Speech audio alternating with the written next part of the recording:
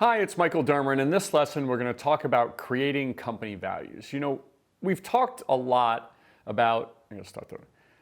Hey, this is Michael Dermer, and you're here to talk in this lesson about creating company values. Values are some of the underpinnings of your business that really sets the behavior for how you're going to act as a company. So let's get into the details. So how do you go about setting company values? We all know the role that they play. Especially in an entrepreneurial venture, sometimes it can be a free-for-all. And I can tell you that unless you set company values that establish the standards of behavior and how you're going to act as a company, those values will set themselves. And you can imagine, in the chaos of an entrepreneurial venture, they don't always set themselves positively. So when you're starting your business or you're running your business, let's make sure to set some company values. You don't have to have a ton of them, but let's set some of them to create some guardrails about how you want your company and its people to act and behave. So how do you go about setting company values? First, you have to understand what are the different types of values there are, okay? And there's 4 different types. One is your core values. These are the basic things that are absolutely unending to you, right? It could be things like, we're going to be a learning organization, or we're going to put customer first. These are the values that absolutely set the foundation of who you are going to be as a company, okay?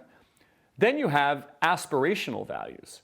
These are values of where you want to go to in the future, right? They may not be exactly what you do today, but you may want to set certain values that take you into the next generation of how your company is going to evolve. Next is what we call permission to play values. These are basic values that, just to use a phrase, just to get on the ride, right? These are things that are the absolute bare minimum of behavior. You might hear things like treat others with respect, right? Those are basic core permission to play values. And finally, you have accidental values. Values that through the culture and evolution of your company just kind of develop on their own. Now, when you're developing your values, you don't have to have all 4 types of these. But the important thing to note is that your core values are different than the minimum performance values, right? These are the different things that you understand as you try to set your different values for your company. So now you understand the different type of values. How do you go about creating them? Well, before we do that, we really have to understand that values must be authentic.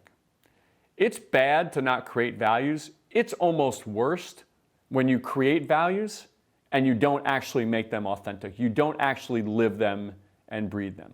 So make sure when you do take the time to set your values, even if it's just you as the entrepreneur, you are really true to who those values represent and what those values mean to be, okay?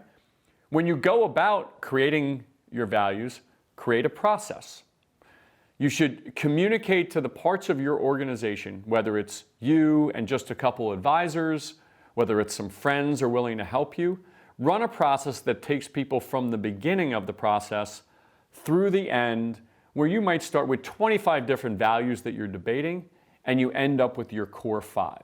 But taking people through a process not only holds you accountable to where you're trying to go, but it also involves all your constituents so they understand why you ended up with the values you ended up with.